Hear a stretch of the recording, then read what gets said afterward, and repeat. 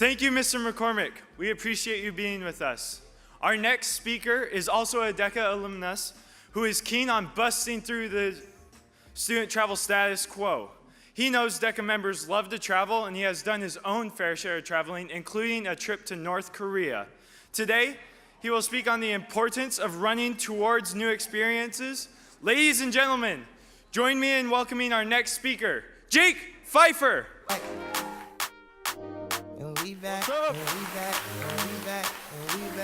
What's up, guys?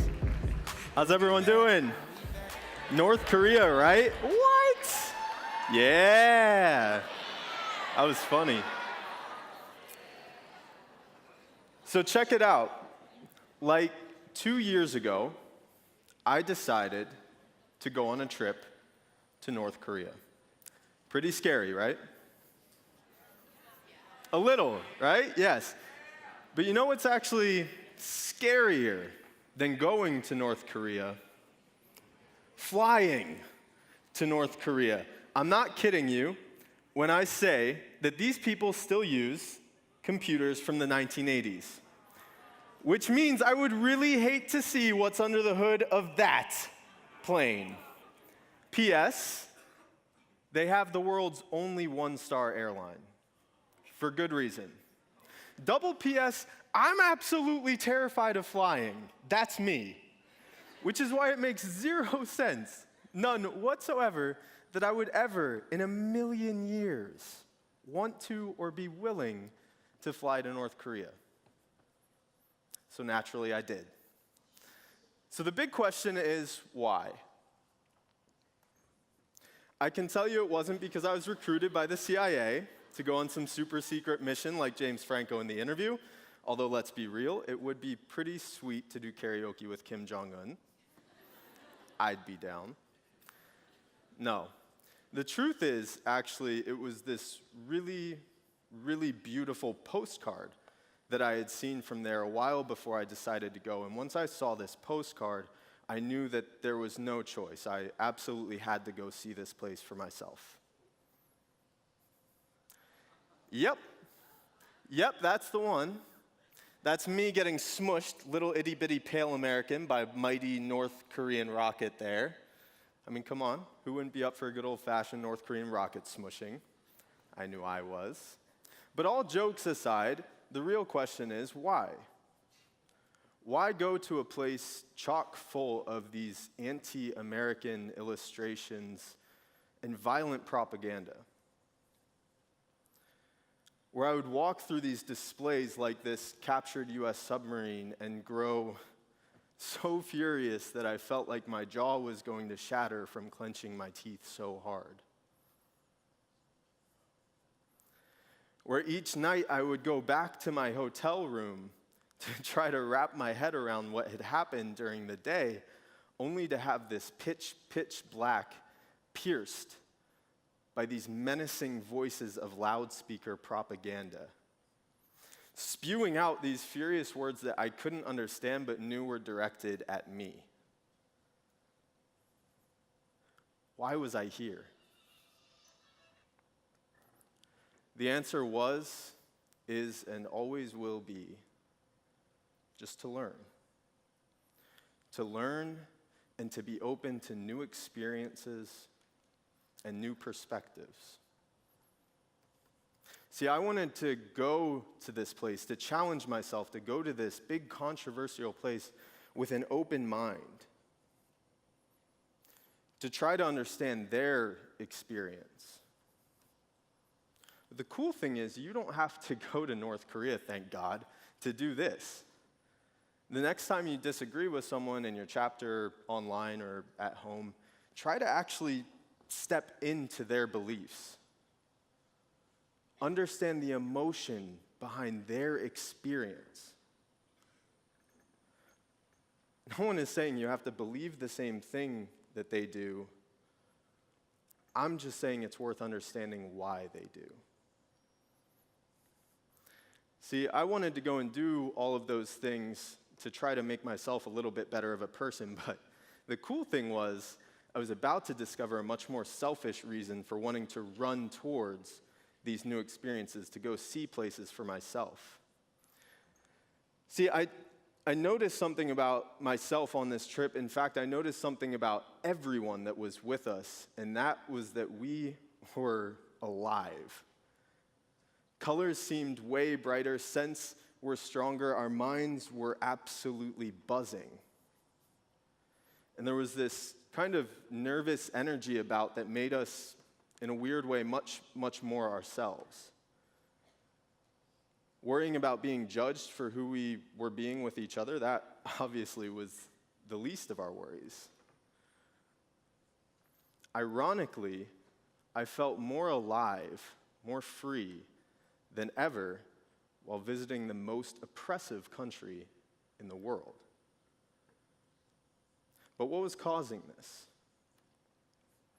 See, I realized it's that we were being flooded with all these new experiences, sights, sounds, tastes, situations, and a culture that not only were we completely new to, but that only a handful of people have ever got to experience in the world.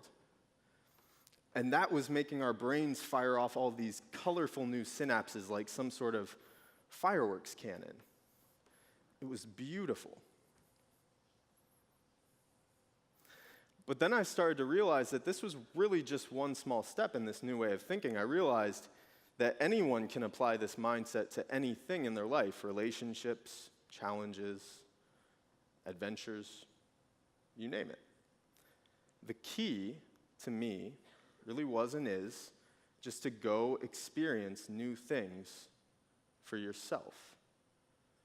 And once I started doing that, all sorts of cool new things started happening for me. Like way, way bigger adventures. Now, I can't begin to tell you guys how cool this has been for me. It actually has worked wonders. So in fact, my whole marriage started with a new experience and a new adventure. So that is an outdoor music festival I had thrown. I had never thrown an outdoor music festival before. I wasn't even outdoorsy, remotely. But it sounded like something that would be kind of cool to do, so I thought, what the heck, let's do it. And bam, met the girl of my dreams there. Fast forward 2 years, and we're getting married. New experience. And my wife happens to be Turkish, which means our wedding this past August in Turkey. Oh, I know, it's so sweet, thank you. I know, newlywed, which means our wedding in Turkey was the coolest new experience ever. I'm not kidding. Can we get the slide back up? I'm not kidding you when I say this was like the most insane thing ever. We literally got married in an Ottoman palace in Istanbul, overlooking the Bosphorus River. It was like a fairy tale. It's like she was Princess Jasmine, and I know. Really, she is. She was Princess Jasmine, and I was still some redheaded American dude, but it was still pretty cool. Not to mention all the other awesome adventures this new mindset has taken me on. Like, at my wedding, learning a Turkish warrior dance. Performing it in front of over 200 people and somehow, miraculously, not looking like a complete idiot. Yes, it was perfect. Or, next slide, canyoneering in the world's most dangerous slot canyon and somehow not dying, which was also a big win. Was really happy about that one. But these trips that I take, they don't just take me to a new place, show me a new place. They've opened my mind to all sorts of new discoveries, possibilities. And they've given me this much bigger appetite for risk. This is a really embarrassing one, so hold on. Oh my goodness. Take a second to take it in. I know. It still catches me off guard. It's a lot.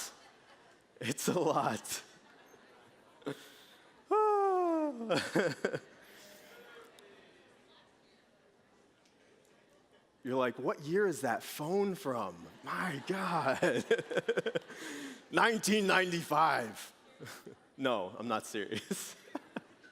So I believe, like they say, that the definition of insanity is doing the same thing over and over and over again, expecting different results. And or having a faux hawk like that, mostly having a faux hawk like that. So when I finished with DECA, when I graduated college, I thought I was a big shot. I thought I had it all figured out. So that's me 8 years ago, unfortunately.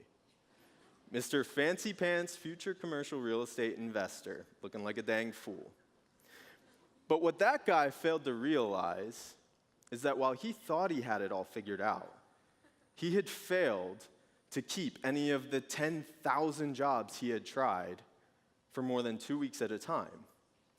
I kept doing the same thing over and over again, expecting to not have it end really quick in some really ridiculous fashion.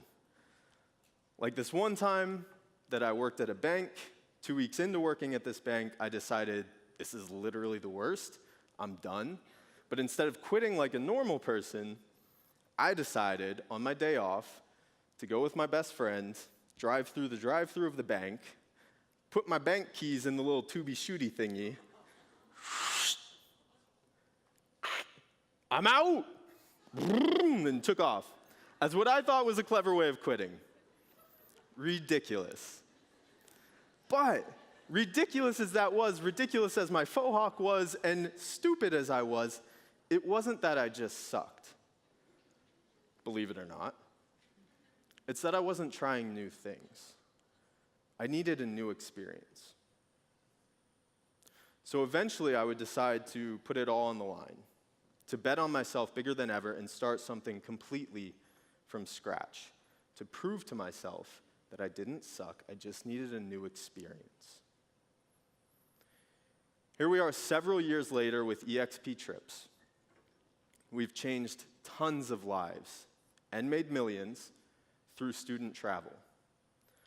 All because I was willing to start a new experience, to try something new, to go through a new experience trusting that either way, I'd be better in the end because of it.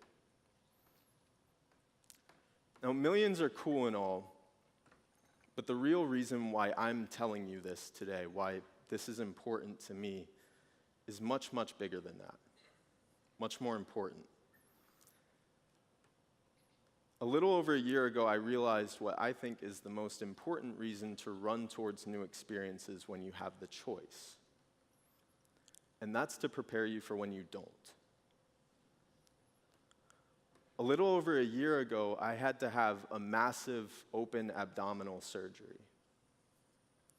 The surgeons would cut straight through me from my belly button to my tailbone, and hundreds of staples would piece me back together. I was really, really afraid. And I remember the moment that they told me it was time to go back and they started to roll me away from my parents. And I could see how terrified they were, and I was terrified too. But we were all trying to hold it together for each other. They rolled me back, they put the mask over my face. I breathed in deep like they said to, and I could feel myself starting to go under.